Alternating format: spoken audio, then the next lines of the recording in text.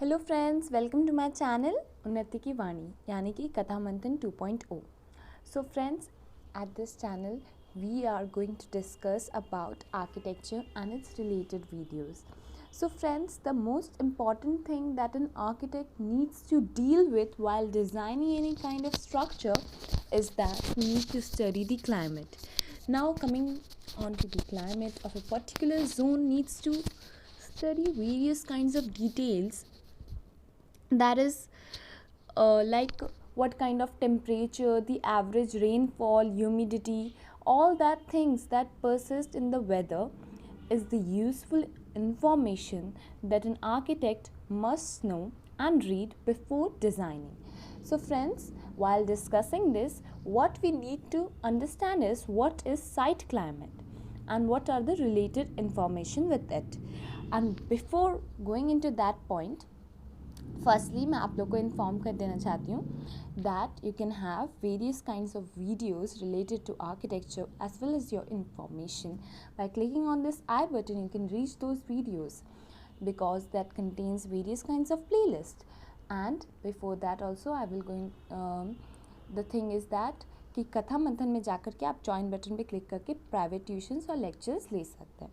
So friends, let's discuss now what is the site climate and what are the elements of climates that we need to discuss before going on to the details. What is that is climatic information. Actually में climatic information क्या होती है और एक geographer और एक architect को means mainly climate का जब भी हम लोग स्टडी करते हैं या उसको रिलेटेड कुछ भी बात करते हैं, so the thing is first भी जो हम लोग के माइंड में आता है कि ये क्लाइमेट क्या हम लोग को किसी जियोग्राफर की तरह स्टडी करना पड़ेगा. नहीं, thing is not like that. आपको एक आर्किटेक्ट की तरह ही स्टडी करना पड़ेगा. सो वो सब फैक्टर्स क्या है जो कि एक आर्किटेक्ट के लिए क्लाइमेटिक इन्फॉर्मेशन बनते हैं. तो सबसे पहले मैं वो डिस्क्राइब कर देती हूँ. The designer is interested specifically in those aspects of climate which affect human comfort and the use of buildings. जैसे कि एक जियोग्राफर साइट में बहुत तरह की चीज़ों को लेकर के सोचता है, उसके क्लाइमेट को लेकर के, बट एक आर्किटेक्ट के लिए सिर्फ और सिर्फ दो फैक्टर्स ही हैं जिसको लेकर के वो सारे क्लाइमेट के इंफॉर्मेशन जुगाड़ करता है. Thing is that firstly is human comfort and the use of buildings. यानी कि बिल्डिंग्स के यूज़ किस तरह के. अगर आप लोग को बिल्डिंग्स में मेनली ऐसे इस तरह के लोग रहेंगे जिनको सनलाइट बहुत ज़्यादा अच्छी लगती है या उनको मेन वर्क सनलाइट में करना है, like a buildings design as green building जहाँ पे फार्मिंग होती है, कुछ कुछ वर्टिकल फ्रेमिंग टाइप के बिल्डिंग्स होते हैं जहाँ पे फूड बनाया जाता है. तो वहाँ पे बहुत सारी चीज़ें होती है, जैसे कि अगर नेचुरल सनलाइट बहुत ज़्यादा चाहिए तो ईस्ट फेसिंग विंडोज़ देते हैं. और बहुत सारी कंपनीज जो होती हैं जहाँ पे उनको डायरेक्ट सनलाइट नहीं चाहिए एंड मेनली मैकेनिकल वेंटिलेशंस को यूज़ किया जाता है, तो वहाँ पे ग्लास के टाइप के विंडोज़ देते हैं जो कि सिर्फ व्यूज़ देखने के लिए या फिर बिल्डिंग को डेकोरेटिव बनाने के लिए यूज़ होती है. और उसमें उस तरह के large Windows and ventilation sizes नहीं दिए जाते, बिकॉज अगर वो बिल्डिंग लाइक 13th या 20th फ्लोर पे होगी तो उसके हिसाब से हम लोग हर चीज़ को देख करके जज करके किस टाइप के बिल्डिंग का यूज़ है उसके हिसाब से वेंटिलेशन सिस्टम्स और बिल्डिंग के डिज़ाइन को देते हैं. और यूज़ ऑफ बिल्डिंग सबसे ज़्यादा इम्पॉर्टेंट है ताकि क्लाइमेटिक इन्फॉर्मेशन को बहुत ही एक्यूरेटली जज किया जाए और इसके अकॉर्डिंगली डिज़ाइन किया जाए. इसके बाद थिंग इज़ दैट, जैसे कि मैंने आप लोग को पहले ही डिस्क्राइब कर दिया, humidity, sky conditions, dust storm, that are the special characteristics of a particular zone. Mainly जब भी हम लोग केरला के हाउसेस को देखते हैं, केरला के हाउसेस में हम लोग को जो सबसे कॉमन फीचर देखने को मिलता है वो ये होता है कि all the houses have sloping roofs. Sloping roofs मतलब कुछ इस टाइप के रूफ स्ट्रक्चर्स होते हैं उनके. और ऐसा इसलिए होता है क्योंकि केरला में बहुत ज़्यादा रेनफॉल होते हैं. सो बहुत ज़्यादा रेनफॉल होने के कारण ये रूफ्स को कुछ इस तरह से डिज़ाइन किया जाता है. बाकी सब प्लेसेस में रूफ्स जो होती है मेनली फ्लैट रूफ्स होती हैं और छतवत रहती है. और एक चीज़ जो मोस्ट कॉमन चीज़ है कि वहाँ हम लोग मेनली जब वेस्ट बंगाल में बिल्डिंग्स का कंस्ट्रक्शन करते हैं we usually use brick.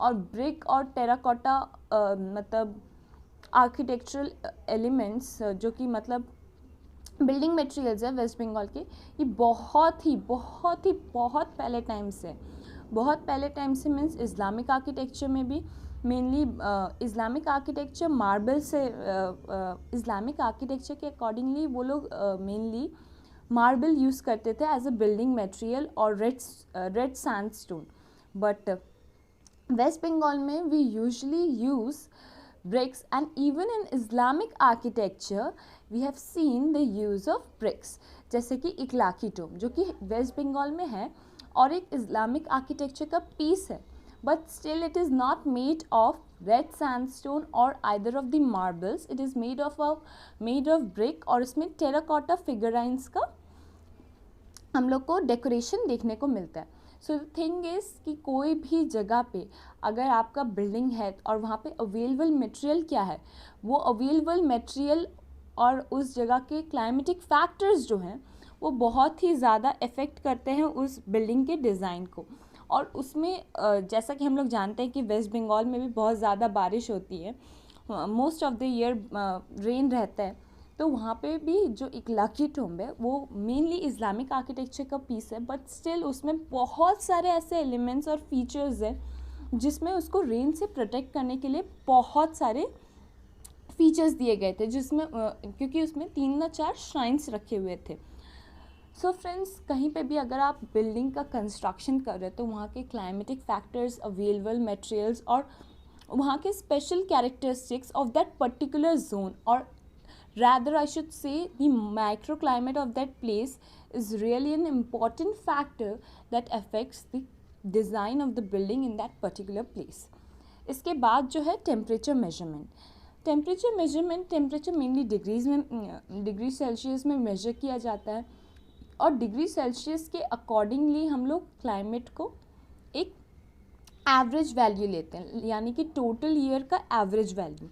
Mainly जैसा कि मेरा खुद का डिज़ाइन था, तो हम लोग जब खुद लास्ट सेम में जब हम लोग एक लाइब्रेरी डिज़ाइन कर रहे थे, उसमें हम लोगों ने दुर्गापुर में एक लाइब्रेरी का डिज़ाइन किया था। सो उसमें हम लोग की मैम ने कहा था कि लाइक हम लोग जो मेनली सिटिंग एरियाज़ देते हैं, जो कि रीडिंग गार्डन टाइप के सिटिंग एरियाज़ है लाइब्रेरी में पढ़ने के लिए, बाहर बैठ के पढ़ने के लिए, वो हम लोग ने मेनली ईस्टर्न पार्ट में प्रोवाइड किया था, क्योंकि लाइब्रेरी मेनली 11 से लेकर के वही 5 बजे तक ओपन रहती है। तो जो मेन जो सनलाइट है वो ईस्टर्न फेस में सुबह को आती है, उसके बाद तो नहीं आते सारा दिन, तो नॉर्थ ईस्टर्न पार्ट जो है वो मेनली कूल रहता है। तो हम लोग ने बहुत सारे सिटिंग अरेंजमेंट जो कि गार्डन एरिया के लिए किया था वो नॉर्थ ईस्टर्न पार्ट में किया था, but at that very time ma'am ने कहा था कि हम लोग को अरेंजमेंट साउथ में भी करना चाहिए, और मैंने किया भी था साउथ में अरेंजमेंट, साउथ वेस्टर्न पार्ट की तरफ। इसलिए बिकॉज विंटर के टाइम पे यहाँ पे दुर्गापुर जैसी जगह पे उतना ठंड भी पड़ता है, like temperature almost goes to 10 degree और 11 डिग्री सेंटीग्रेड, तो ये बहुत ही ज़्यादा कोल्ड है। तो इस टाइम अगर बेसिकली लाइब्रेरीज यूज़ होती है तो यहाँ पे जो हल्का सनलाइट वाला एरिया होता है वहाँ पे बैठ के पढ़ने में बहुत अच्छा लगता है। सो ये सब चीज़ें, ये सब फैक्टर्स हम लोग को ध्यान में रखना पड़ता है कि हर एक मंथ में एक एवरेज टेम्परेचर वैल्यू क्या होती है, उसके हिसाब से बहुत सारे डिज़ाइन के फीचर्स हम लोग अपने बिल्डिंग में इंक्लूड करते हैं for overall design and construction. So measurement of temperature and temperature data of yearly and of various months is really very important. इसके बाद जो important factor है वो है humidity of that particular place. जैसा कि मैंने बहुत पहले भी आप लोग को डिस्क्राइब किया है कि मेनली जितने भी यूरोपियन कंट्रीज़ हैं, अमेरिकन कंट्रीज़ हैं जहाँ पे विंटर बहुत ज़्यादा परसिस्ट करता है, वो सब जगहों में ह्यूमिडिटी जो है वो बहुत ही ज़्यादा लो होती है, यानी कि they have a cold dry climate, but यहाँ पे ह्यूमिडिटी बहुत ज़्यादा होती है और यहाँ पे सोलर रेडिएशन का अमाउंट भी बहुत ज़्यादा होता है, मतलब यहाँ पे धूप बहुत ज़्यादा होती है वहाँ के मुकाबले।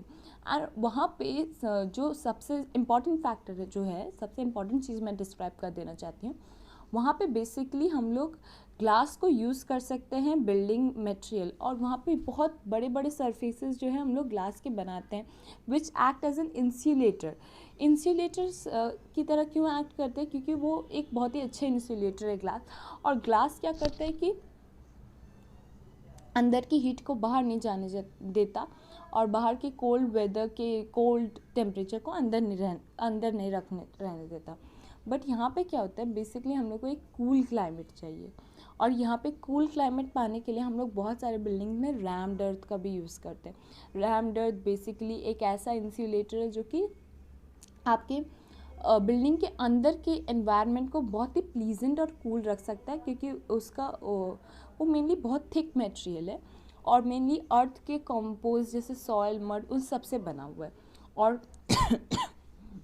बहुत सारे विलेजेस में इंडिया के स्ट्रॉस का भी यूज़ होता है, लाइक रूफ्स को डिज़ाइन करने के लिए, इवन विंडोज़ में उसको कर्टन्स की तरह यूज़ किया जाता है, because all this materials serve as a very coolant material, जो कि अंदर बहुत ही ज़्यादा कूल एयर को सर्वाइव करने देते हैं।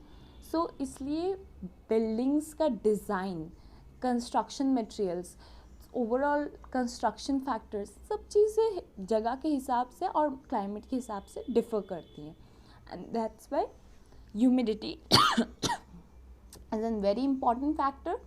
और ह्यूमिडिटी को हम लोग मेनली स्टीवेंसन स्क्रीन नाम के इंस्ट्रूमेंट से मेजर करते हैं। ह्यूमिडिटी जो है वो उसमें दो डेफिनेशंस बहुत इंपॉर्टेंट है, एक है एब्सोल्यूट ह्यूमिडिटी और एक है relative humidity. Absolute humidity and relative humidity, the two important terms. Absolute humidity is the humidity that is currently present in the air, मतलब amount of humidity जो कि अभी present है air में, और relative humidity वो है, इससे पहले मैं saturation point explain कर देती हूँ। Saturation point मतलब कोई भी चीज़ को इतना हद तक वाटर वेपर उसके अंदर देना कि वो इसके बाद और वाटर वेपर नहीं ले पाए। So absolute humidity is the current amount of humidity in the air, and saturated humidity means यानी कि SH is the amount of moisture that the air can hold at that particular temperature. मैं अगर कहूँ कि ये room का temperature 20 degree centigrade है और यहाँ पे 70% ह्यूमिडिटी है, और एट दैट टाइम यहाँ पे एब्सोल्यूट ह्यूमिडिटी जो है वो 70% है, एंड सैचुरेट ह्यूमिडिटी 100% हो जाएगी।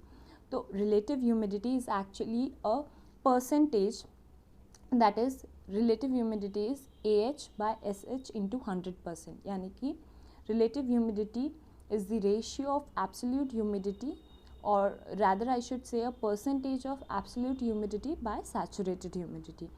So आप लोग ये फॉर्मूला भी लिख लीजिए, RH equals to AH/SH into 100%, and this is what relative humidity is. और ह्यूमिडिटी को wet and dry bulb thermometer या हाइग्रोमीटर से भी मेजर किया जा सकता है।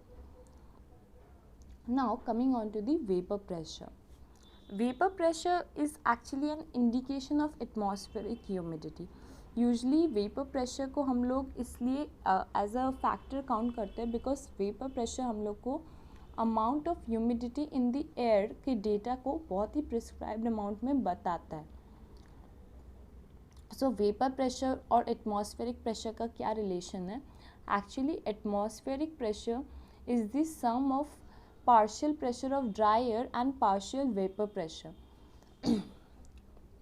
ये बहुत ज़्यादा इम्पॉर्टेंट टर्म नहीं है आपके क्लाइमेटिक डेटा के लिए, बट स्टिल ये बुक में मेंशन किया गया, इसलिए मैंने आप लोग को एक्सप्लेन करना इम्पॉर्टेंट समझा।